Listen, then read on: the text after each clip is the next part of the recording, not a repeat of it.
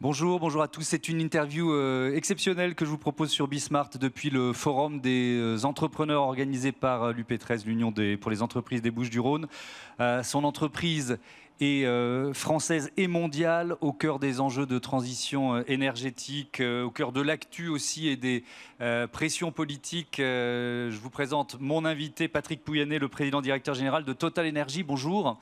Bonjour. Bienvenue, merci d'avoir accepté de participer à cette émission. On a 45 minutes devant nous, donc le temps d'aborder de nombreux thèmes, d'aborder en profondeur la stratégie de Total Energy qui veut devenir numéro 1 mondial des énergies renouvelables. D'abord, peut-être un mot de votre présence ici à Marseille, au cœur de ce stade magnifique, le stade Orange Vélodrome. Qu'est-ce que ça représente pour vous d'être ici ?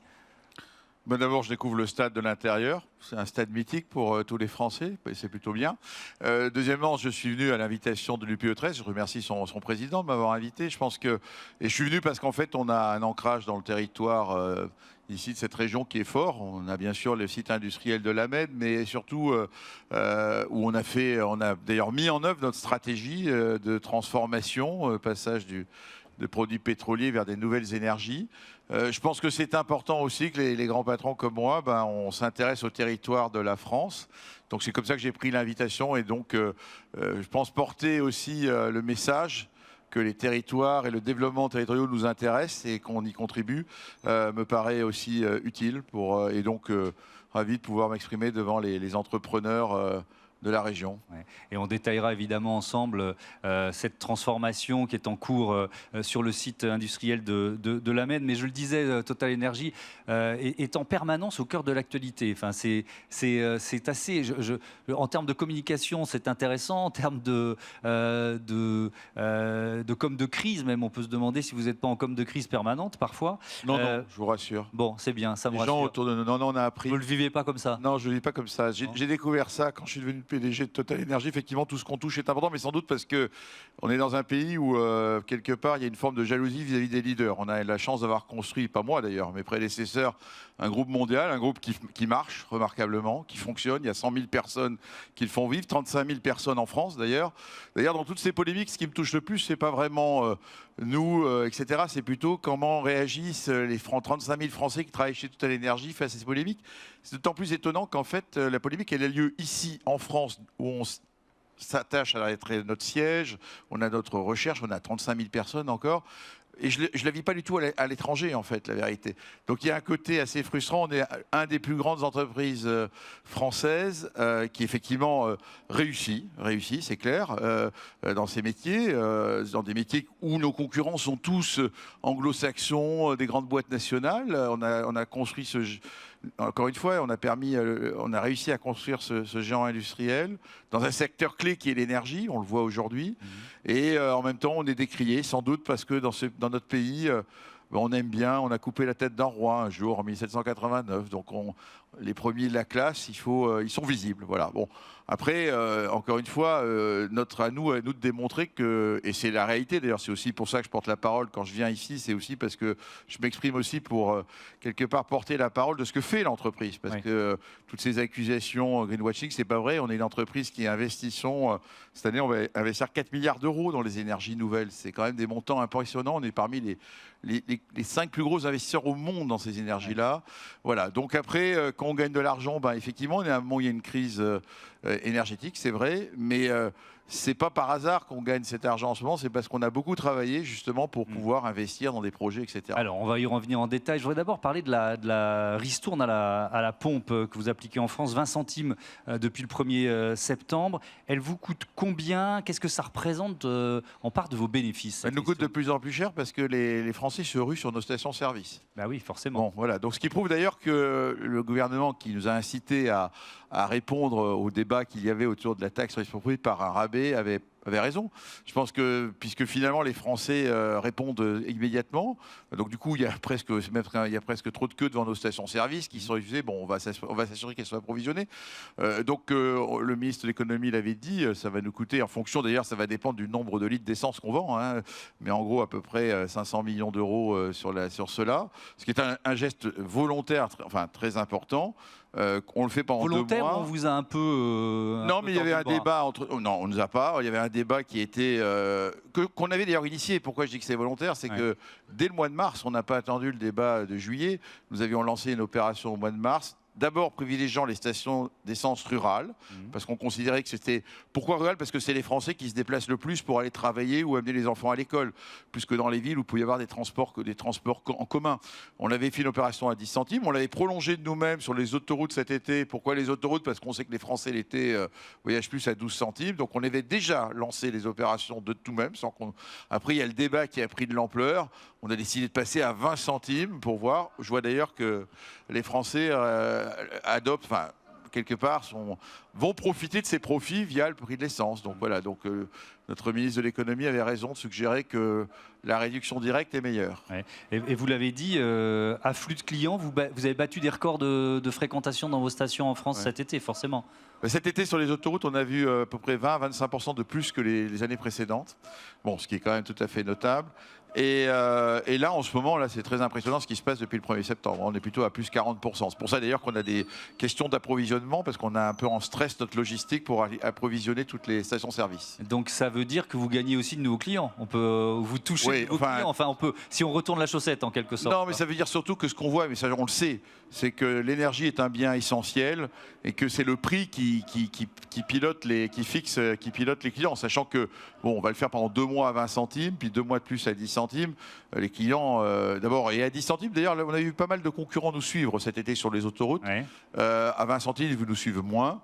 Mais voilà, donc moi, ce que je pense, c'est que c'est surtout un moyen, quelque part, concrètement, encore une fois, pour les Français, de se rendre compte que plutôt que d'avoir un débat théorique autour de la taxation, d'en bénéficier directement dans le prix de l'essence. Parce que c'est notable, l'État a donné un rabais de 30 plus 20, sur un plein de 50 litres, ça fait 25 €. Donc on comprend que les gens regardent cela de près. 50 litres, 25 € de rabais, c'est vrai qu'il y a eu un appel. Voilà. Donc je pense que cette politique, c'est pour ça qu'on y a adhéré, parce qu'on pense que quelque part, il vaut mieux aller directement faire profiter nos clients de telles politiques que passer par des taxes indirectes qui alimentent un budget de l'État. Il y a certains de vos concurrents qui protestent, par exemple Francis Pousse, qui est le président des petites stations-service indépendantes, qui parle d'iniquité et qui affirme que certaines stations vont mettre la clé sous la porte. Qu'est-ce que vous lui répondez? Non, je pense d'abord qu'on a nous-mêmes d'ailleurs des stations qui ne sont pas toutes de la même taille. Et je veux dire, d'abord, c'est 2 mois que ça dure. Encore une fois, c'est un appel du gouvernement pour contribuer au pouvoir d'achat des Français auquel nous avons répondu. Bien sûr que le groupe que je suis, quelque part, a les moyens de le faire. Mais je pense qu'il faut... on a des bonnes relations, gardons nos bonnes relations entre nous. Encore une fois, il faut plutôt voir ça comme une opération temporaire, répondant à une crise temporaire. Cette ristourne à la pompe, elle n'empêche pas plusieurs responsables politiques de réclamer une taxe sur les super profits. Ils se montent à combien de milliards d'euros, les super profits Total? Ça, on le verra à la fin de l'année. Les super profits, d'abord, je ne sais pas ce que c'est les super profits. Moi, je connais les profits. Donc, je sais répondre à la question. Alors, j'ai posé la question à une économiste. C'est une économiste de l'environnement. Elle dit que ce sont des profits qui ne sont pas forcément créés par des innovations, par de la bonne gestion ou par les choix stratégiques de l'entreprise, mais par la conjoncture. Tous les profits, je veux dire, les profits en ce moment de Total Energy sont complètement liés au choix stratégique de l'entreprise. On a fait un choix stratégique majeur qui était d'investir, de devenir le numéro 2 mondial du gaz naturel liquéfié au cours des 5 dernières années. On est le numéro 2 mondial et il se trouve que le gaz naturel liquéfié, c'est ce dont l'Europe a besoin en ce moment pour pouvoir fournir du gaz à l'Europe. On avait investi dans 15% des capacités de regasification de fameux terminaux pour amener du gaz naturel liquéfié. On les a rachetés à Engie qui était sorti de ce business. Bon, effectivement, on a fait des choix. Aujourd'hui, ils payent, mais ça n'a pas été gratuit, tout ça. Il faut avoir en tête qu'en 2015, on avait un point mort, pour les entrepreneurs savent ce que je veux dire, qui était à 100 $ du baril. Les équipes de Total Energy l'ont baissé à 25 $ du baril. Effectivement, quand le baril remonte, on gagne plus d'argent. Et ça ne se fait pas tout seul. Ça se fait par des vrais efforts, des choix qui ont été faits, stratégiques dans l'entreprise. Dernièrement, enfin, je voulais surtout dire qu'en fait, on est déjà très taxé. Nous sommes l'entreprise de France la plus taxée, en fait, mondialement. Le taux de fiscalité de Total Energy cette année ne sera pas loin de 50% mondialement. Il n'y a pas d'entreprise française. Alors effectivement, on paye nos impôts là où on produit du pétrole. Ça, c'est le principe de base. C'est un principe universel de territorialité de l'impôt. On est dans un état de droit. et une démocratie, et auquel nous tenons d'ailleurs. Et je pense que le Parlement français doit inscrire tous ces débats dans le cadre d'un état de droit. On paye. Alors il se trouve qu'en France, on a des activités qui sont des activités plutôt de marge, pas de prix absolu, puisqu'on fait du raffinage. C'est une activité, le raffinage français, il faut savoir qu'elle a perdu 1 milliard au cours des 2 dernières années. Vous ne nous avez jamais entendu nous plaindre. Cette année, elle va gagner de l'argent parce qu'effectivement, le diesel, du fait de le diesel coûte cher. L'essence vaut rien en ce moment. On produit l'essence à perte. Par contre, le diesel vaut cher. Donc, on va gagner de l'argent. On va payer de l'impôt sur les sociétés en 2022. Je suis plutôt content, hein, d'ailleurs, sachant que, indépendamment de l'impôt sur les sociétés et le débat actuel, Total Énergie, en 2021, a versé 1,9 milliard d'euros à l'État français en taxes diverses. Quand on verse des dividendes, nous payons des taxes sur les dividendes à l'État français. Donc, tout ce Donc débat vous dites basta, on en paye assez, quoi. Non, je dis qu'on en paye beaucoup. Il faut avoir en tête que quand ça allait mal, par exemple, le dernier chiffre pour illustrer ce que je dis, qui est spectaculaire, en 2020, le Covid, ça allait pas très bien. On a payé 6 milliards d'impôts. En 2021, 16 milliards d'impôts mondialement. Donc, en fait, on est déjà dans un environnement, nous, pétrolier, mais effectivement, ça se passe dans les pays où nous produisons. Et en France, où on a des activités de marge, on gagne moins d'argent, voire, si j'ai parlé du raffinage qui gagne de l'argent, je peux dire que notre activité aujourd'hui de vente de gaz et d'électricité, du fait du blocage des tarifs, on perd des sommes importantes cette année. Mais on ne va pas le dire. Encore une fois, je ne suis pas en train de plaindre, je dis simplement qu'il faut regarder ça dans la continuité. Total Énergie a refusé toute aide de l'État pendant la période du Covid. Parce qu'on sait que cette entreprise est capable de traverser des crises et que je ne considérais pas que c'était à l'État français de venir nous aider, même si la situation était plus bonne. Est-ce que pardon de vous interrompre, cette taxe sur les super profits, est-ce que malgré tout, vous vous préparez à la payer? Est-ce que vous vous dites, le gouvernement, il y a une quasi-impasse budgétaire qui se profile à l'horizon, pression de l'opinion publique, il ne va pas pouvoir s'en passer? Non, attendez, l'impasse budgétaire n'est pas que Total Énergie, il y a d'autres entreprises. Je sais bien. Deuxièmement, moi, vous savez, on est dans un état de droit, on respecte les décisions de droit. Après, on en tire les conséquences.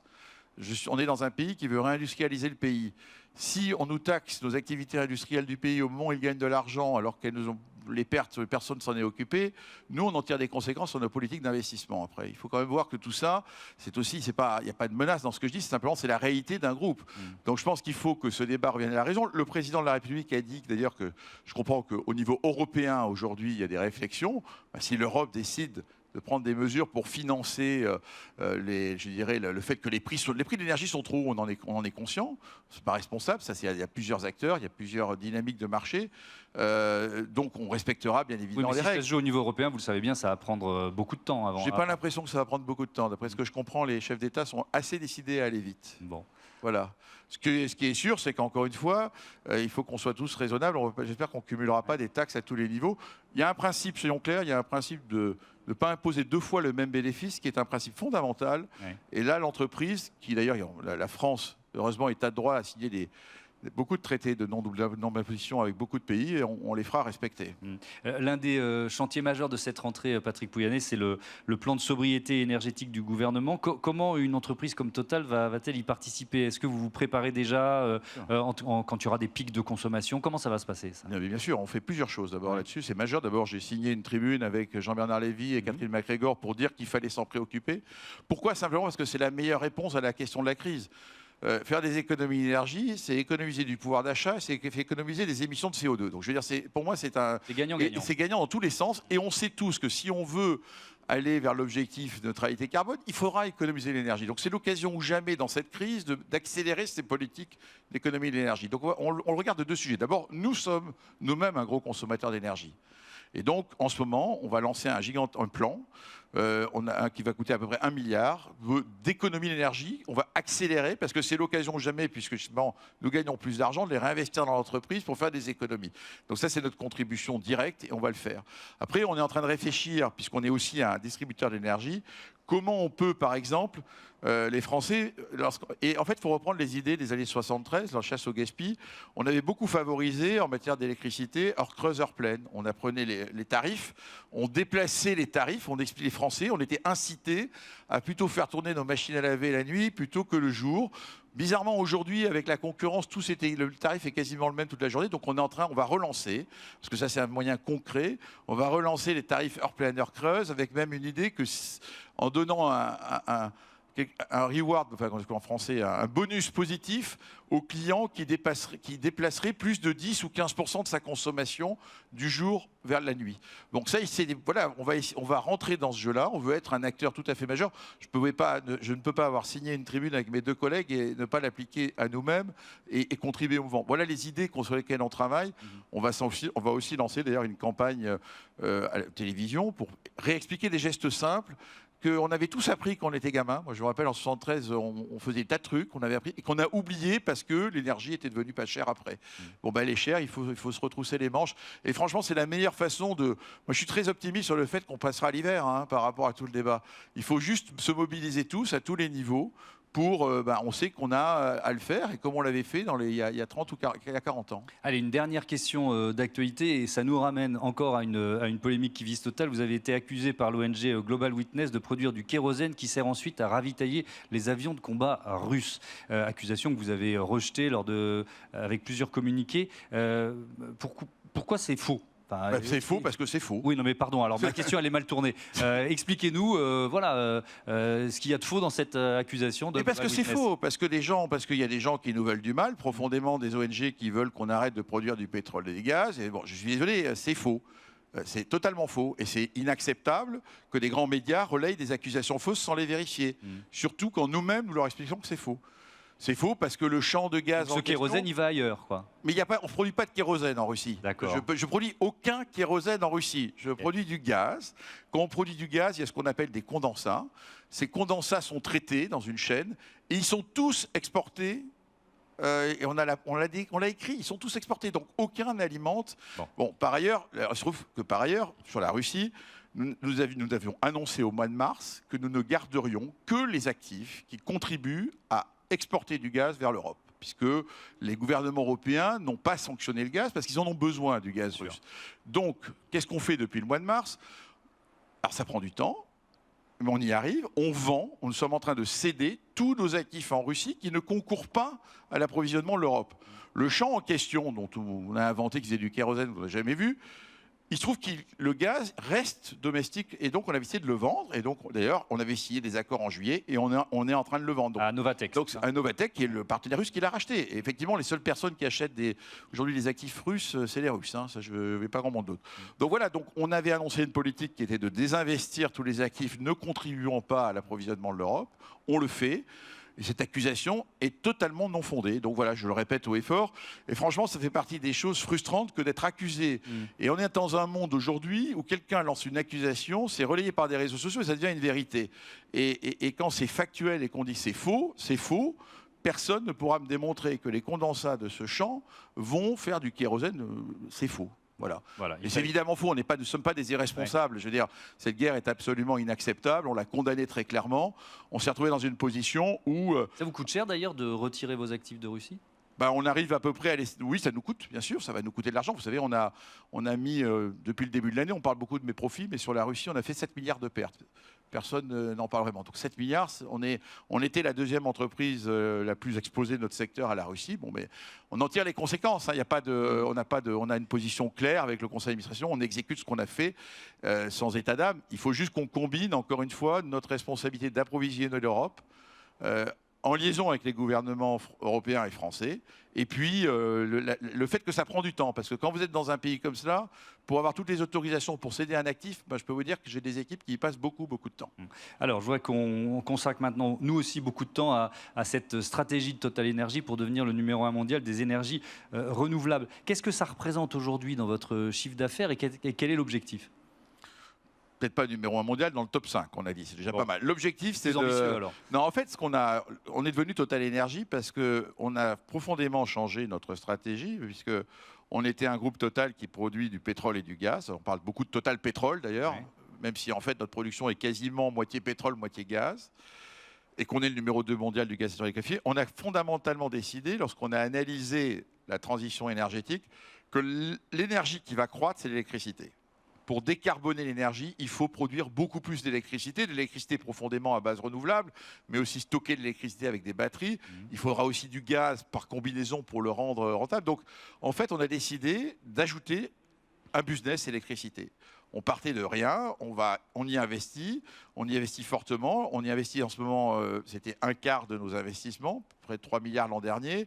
Ça n'arrête pas d'augmenter. On est passé de 500 millions, 1 milliard, 3 milliards. Cette année, on va être à plus de 4 milliards. Et compte tenu du fait qu'on a plus de profit, de cash, on va plutôt aller vers 5 à 6 milliards. Donc on est dans et c'est la meilleure réponse que je fais d'ailleurs aussi au débat sur les super profits, c'est qu'on en profite pour réinvestir et accélérer dans la transition énergétique de l'entreprise, qui est une stratégie relativement audacieuse, que de se dire je sors de mes métiers, j'ajoute un nouveau métier, c'est une diversification où on a des concurrents. Donc voilà, on y met des moyens importants que nous avons.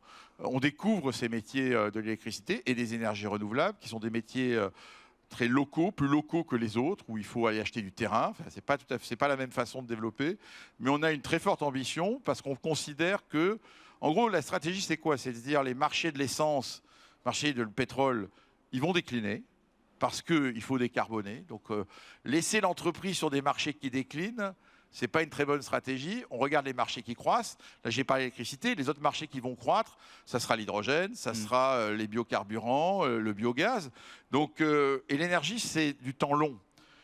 En fait, les pires décisions, c'est celles que je ne prends pas, moi. Il faut que je commence à investir maintenant si je veux que tout ça, établir toutes ces nouvelles énergies. Je sais que j'en ai pour 10 à 15 ans avant d'atteindre une taille, puisque tout de suite, les gens, comme si on était capable de faire en une nuit la transition énergétique. On veut vous dire d'un claquement d'oeil, il faut que ça pèse 20% de chiffre d'affaires. Évidemment, ce n'est pas possible. C'est pas possible. Donc, on a un objectif de faire 20 à 25% d'ici 2030, mais pour ça, il faut que j'investisse naturellement pendant des années. Ça ne va pas se passer comme ça, comme la transition ne se passera pas comme ça d'ailleurs. Même si tout le monde voudrait, et on écoute bien les scientifiques du climat, mais malheureusement, aujourd'hui, d'ailleurs, regardons ce qui se passe en ce moment. Vous avez une crise énergétique, les gouvernements européens qui disent qu'on va vers Green Deal veulent tous plus de gaz, et au passage, on subventionne toutes les énergies fossiles parce que les clients, à la fin, eux, ils ne veulent pas payer plus cher. Donc c'est tout cela qu'on essaye de trouver le bon équilibre au sein de l'entreprise entre continuer à produire l'énergie d'aujourd'hui dont nos clients ont besoin, c'est-à-dire du pétrole, et plus de gaz, le gaz naturel liquéfié, mais en même temps accélérer et investir. Et nous nous sommes différenciés de tous nos concurrents pétroliers en faisant ce pari de dire qu'on pouvait construire un électricien à base d'énergie décarbonée majeure pour le futur. Voilà l'ambition. Et en gros, c'est assurer la pérennité de cette entreprise.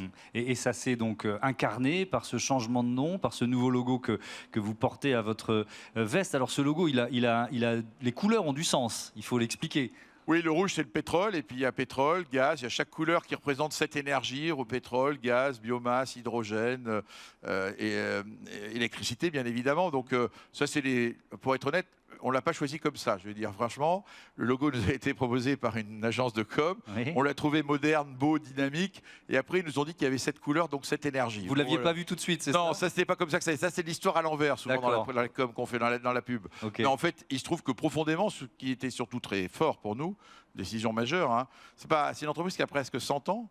Elle aura 100 ans en 2024, donc qui a encore une fois décidé de changer le nom d'une entreprise. Et on l'a fait d'ailleurs pour plusieurs raisons, l'une d'entre elles étant aussi en interne. Et la principale satisfaction que j'ai, c'est qu'on fait des enquêtes au niveau il y a 60 000 salariés qui ont répondu cette année. Il y a 88% de nos salariés qui adhèrent à cette stratégie. Et pourquoi? Parce que profondément, on a réconcilié leur amour pour notre entreprise, leur engagement à l'entreprise et le fait que ce sont des citoyens qui veulent aussi contribuer directement à la transition énergétique. Donc voilà, donc c'est un acte très fort, c'est pas du tout greenwashing, etc. On fait pas des décisions c'est la traduction profonde que notre business model, qui était pétrole, gaz, fossile, il va de plus en plus aller et nos investissements croissent dans les énergies décarbonées. Combien ça coûte? Parce que changer le logo dans toutes les stations, moi j'ai eu le sentiment que ça allait très vite. Oui. L'opération globale, ça va coûter à peu près 200 millions d'euros globalement, mondialement. D'ailleurs, je dois féliciter mes équipes parce qu'elles m'avaient dit qu'il faudrait 3 ans. Je leur ai dit non, vous avez 1 an. Ils l'ont fait en 1 an partout. J'étais dans le monde entier. Les stations sont toutes. À chaque fois, vous vérifiez? Non, oui, bien sûr. Quand je passe, oui, ils reçoivent des SMS sinon. Oui. Non, j'ai pu en envoyer.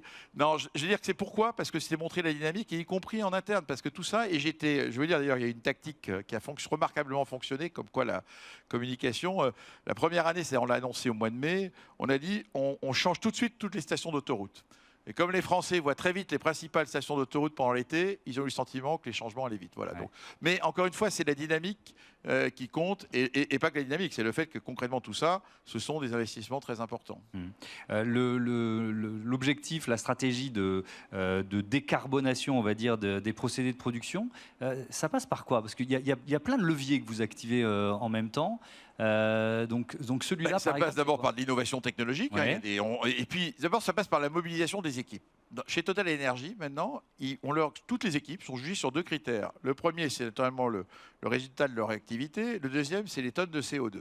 Quand vous dites dans une entreprise, je vais évaluer la performance selon 2 critères, avec l'un c'est les tonnes de CO2, je peux vous dire qu'il y a plein d'idées qui viennent. Donc on mobilise les gens, il y a des innovations, par exemple Ça veut dire que la rémunération, il y a une part variable bien qui est sûr. liée à ça. Oui, comme pour moi, comme dans toute l'entreprise. D'accord. Dans toute l'entreprise.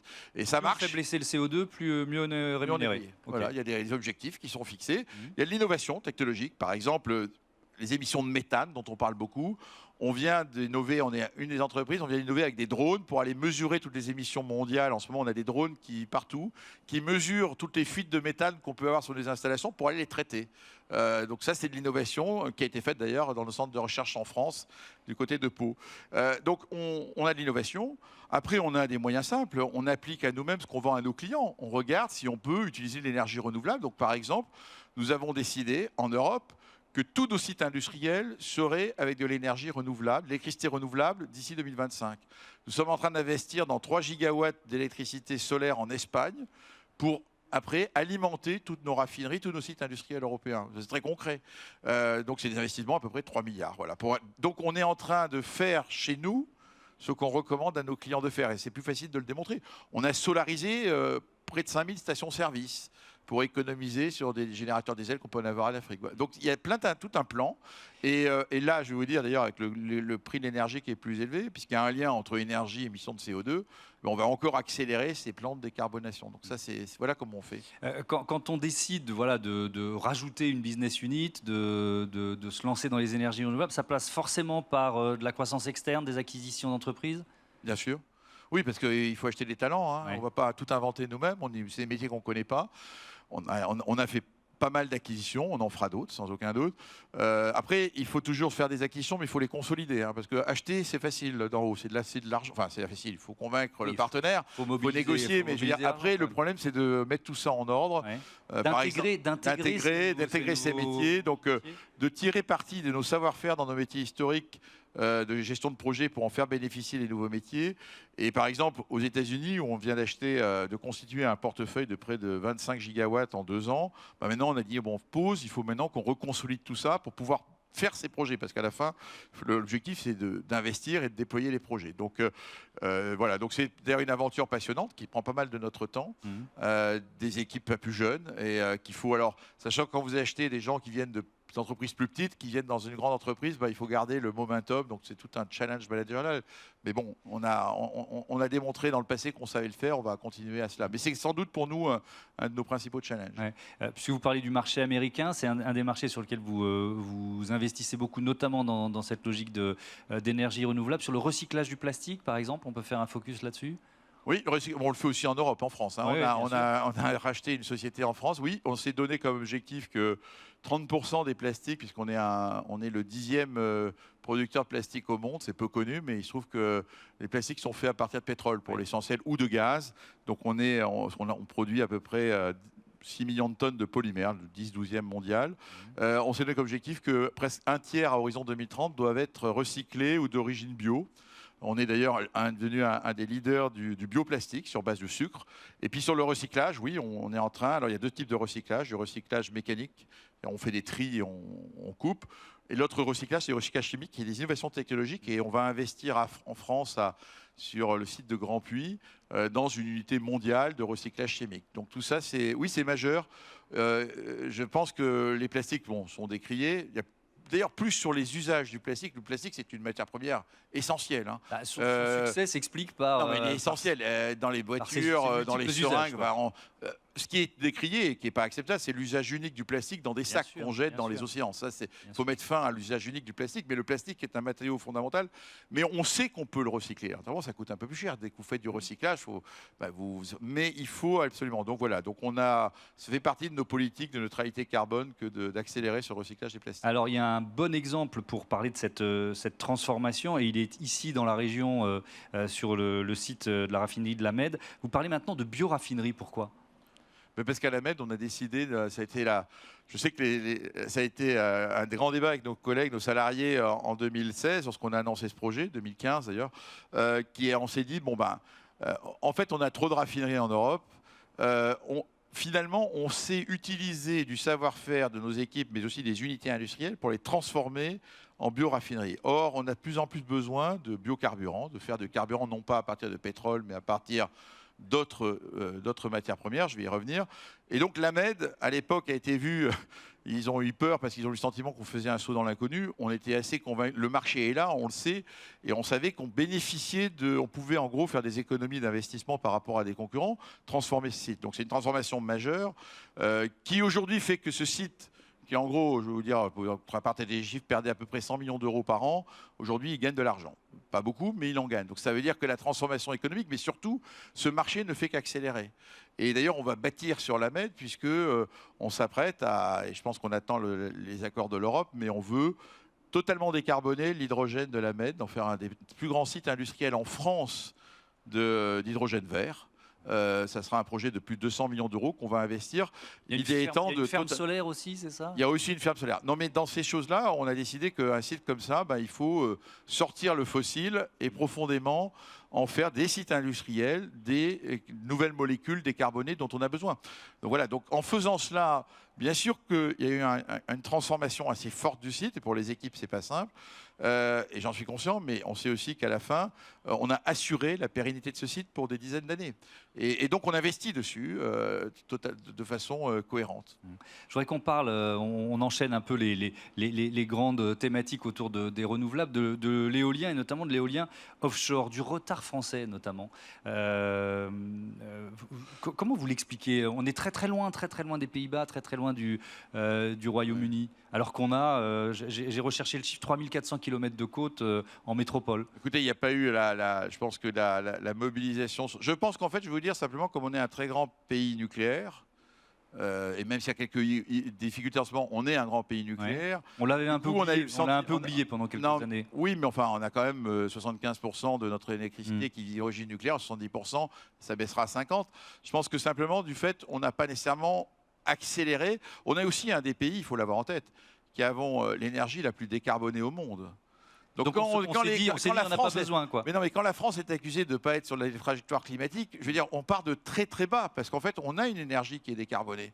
Et donc on nous compare, on nous dit, il faut que la France accélère, alors qu'en fait, on est déjà très bas. Donc je pense qu'il y a eu quelque part au niveau des pouvoirs publics l'idée que ce n'était peut-être pas la priorité immédiate. Bon, maintenant, il faut le faire. On a une ressource, effectivement, l'éolien offshore. Bon, qui pose des questions vis-à-vis notamment de communautés de pêcheurs, mais je pense qu'on peut trouver des terrains d'entente plus facilement qu'à terre sur l'éolien. Ouais. Des pays que vous avez cités ont accéléré.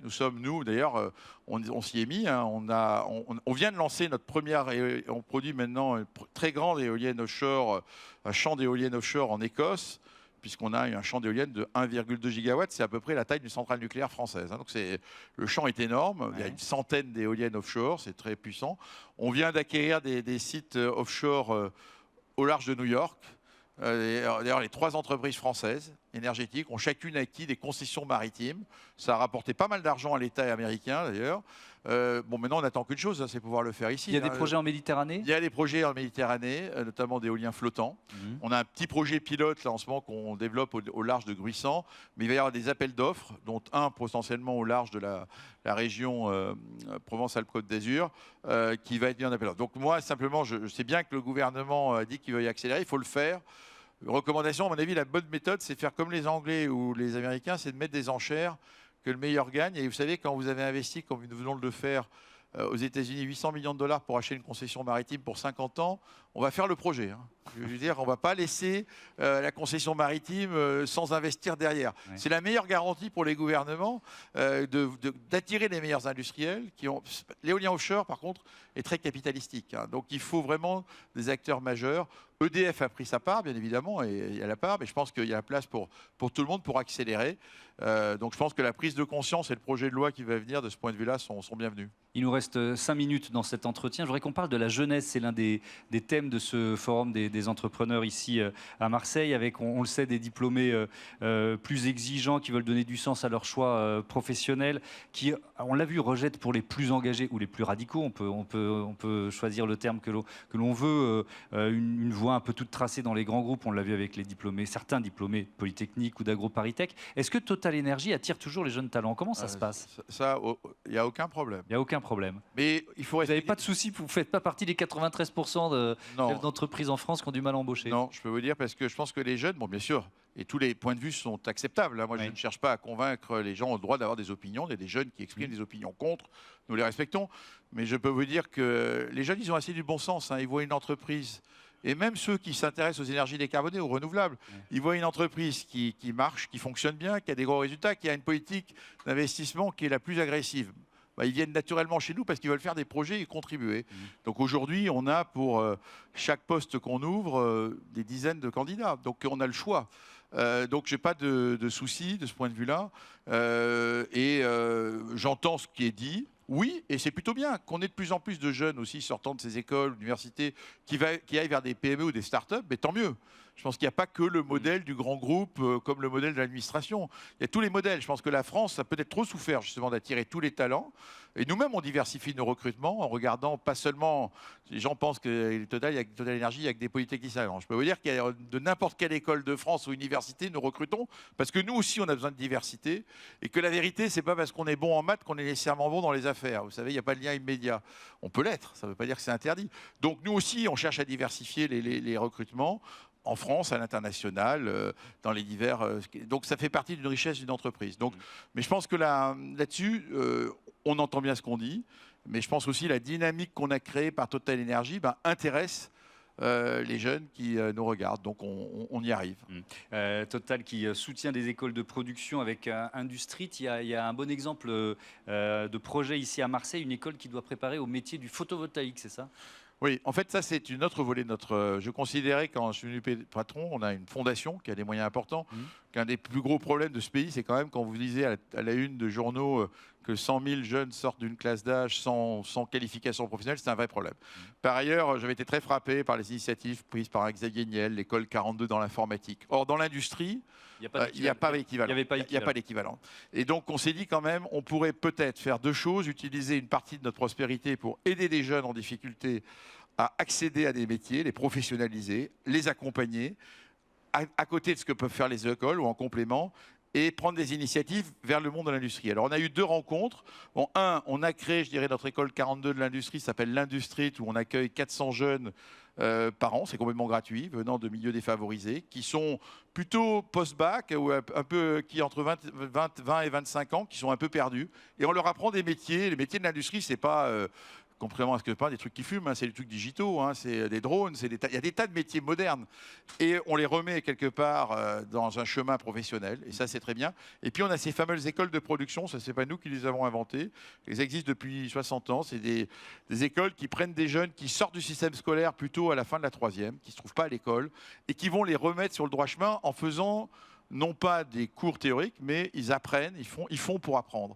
Et donc, on a décidé d'accompagner ces écoles de production. Il y en avait 20 en France, il y en a avoir 100. Il y en a 3 dans la région et une nouvelle qu'on est en train de créer sur les métiers, justement, renouvelables. Comment on installe des fermes solaires, comment on maintient, on répare autour des énergies renouvelables. Il y en a une sur le textile dans la région, il y en a une sur la chaudronnerie. Voilà comment une entreprise comme la nôtre peut aussi contribuer, je dirais, à partager la prospérité avec... les jeunes qui sont quand même qui sont le futur de notre pays. Donc c'est une cause de laquelle je suis personnellement très attaché. Un tout dernier mot, il nous reste une minute. On a commencé par ça, mais est-ce que ce poids symbolique, ce poids politique de Total en France, il finit par vous peser de temps en temps? Non, il peut me frustrer, mais il ne va pas me peser. Parce que de toute manière, moi je suis là à la tête d'une entreprise, encore une fois, qui est passionnante, qui a un chemin, qui a une stratégie. On ne doit pas en dévier.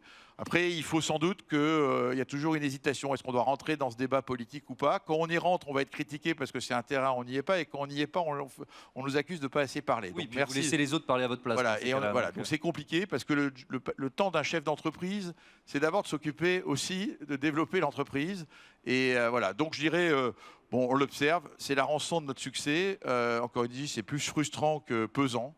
Mais à nous, moi et mes collègues, de démontrer que il y a des bonnes raisons pour lesquelles cette entreprise fonctionne très bien.